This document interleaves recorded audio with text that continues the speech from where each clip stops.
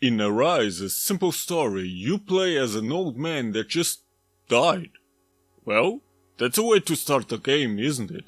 With death. But from here on out you will play as him in some sort of dreamland where he essentially relives his life from childhood through happiness and tragedy until death. Yeah, this is one of those minimalistic games that emphasize emotion, relaxation and visual impact over gameplay or anything else, similar to Journey, Beyond Eyes or even Spirit of the North. You really need to be in the mood for a game like this, because otherwise I bet you will hate it. So you will have 10 levels total, and each level represents a specific stage in his life. Like when he met his girlfriend, when they got separated by force, or when he was about to become a father. Yeah, it's kind of predictable to where this is gonna go. Sure, tragedy will strike him as well along the way, but even then it's a bit predictable. Well, at least for the most part. But you see, I don't really mind the predictability in a game like this, because the point here isn't about being original or breaking boundaries, because, especially in modern times, stories like these have been done countless times before. If the developers didn't throw the titles of every stage in your face to make very obvious what the specific stage is about and its conclusion, then the game would be a bit less predictable, but whatever. Because of this, the developers had to use artistic style to make up for it. Or at least try. And on that, they pass with flying colors. I mean, just look at these visuals. These colors, these camera angles at times, these worlds, the style. It's kind of stunning to look at, and yes, I like this kind of stuff from time to time. It's simply chill. Since this is a puzzle platformer, you also have to jump around and solve puzzles. Simple puzzles. In the beginning, you can just move time back and forth to help you clear a level, because as you are seeing here, the bees will fly around, or the snails will, well, snail around. And yes, you will need these animals to access new areas. Honestly, this was a really nice idea for you to be able to manipulate time like this, because it adds to the puzzle aspect. Well, after a while it can get slightly annoying having to change time all the time, but it's not too bad.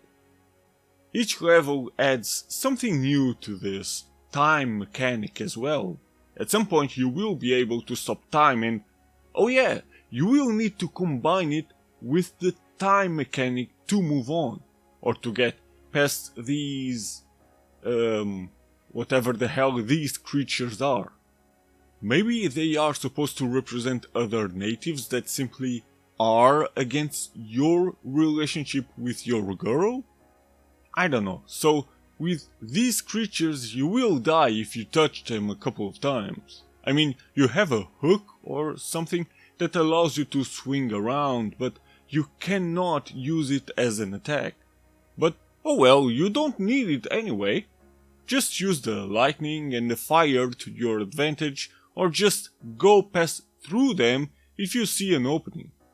Use time to move platforms back and forth, or even increase or decrease the ice and snow on this level.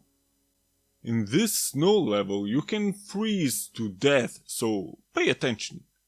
But don't worry, the checkpoint system is very generous and you won't have to worry too much about having to restart. And look at this level.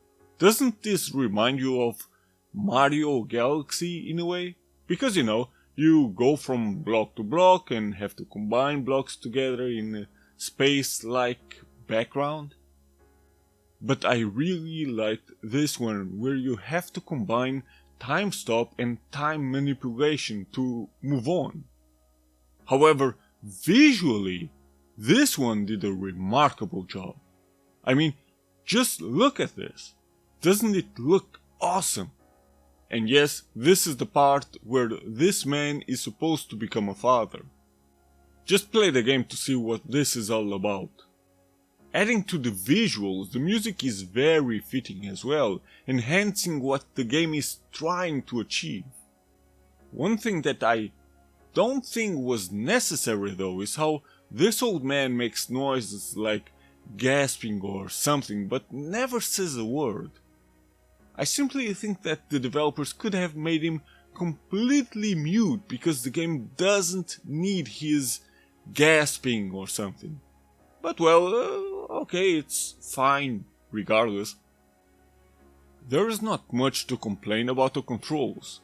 They are simplistic and might feel a little slippery at times, but in a game like this, it's not too bad. And no, I didn't mind the walking speed of the old man. So, if you want to relax and experience something simple, then Arise, A Simple Story might be the game for you. And since the game is just about 4 hours long, it can easily be beaten in, well, one night. I guess there's also co-op, but since I don't give a shit about that, I won't say anything about it. Personally, I don't think this is the best game of its genre, let's call it, but it still is quite a good game by Spanish developer Piccolo.